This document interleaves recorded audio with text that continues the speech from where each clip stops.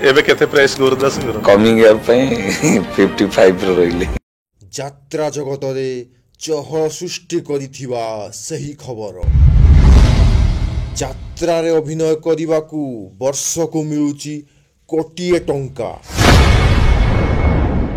ଯାତ୍ରା ଜଗତରେ ଗୌର ଦାସକୁ କିଏ ବା ନ ଜାଣେ।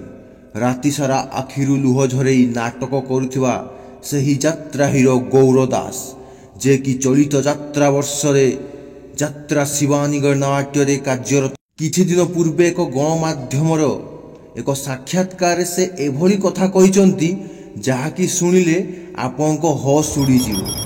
शिवानी रे मु वर्ष कंटिन्यू आसी कंटिन्यू करुच्ची आग वर्ष पे गोटे अलग पार्टी ऑफर देला 1.5 कोटी टंका देवी 2 वर्ष को आसंतु कोटी टंका एडवांस देवी।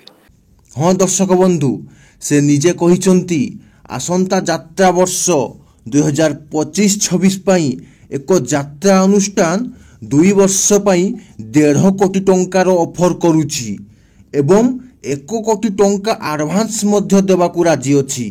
कथाटा निश्चित टिके ओडुआ लागुथिबो, हेले निराट सत्य। 1 वर्ष को 75 लाख टंका, जहाँकि एक कलेक्टर मध्य वर्ष को एते दरमा पाउनथि।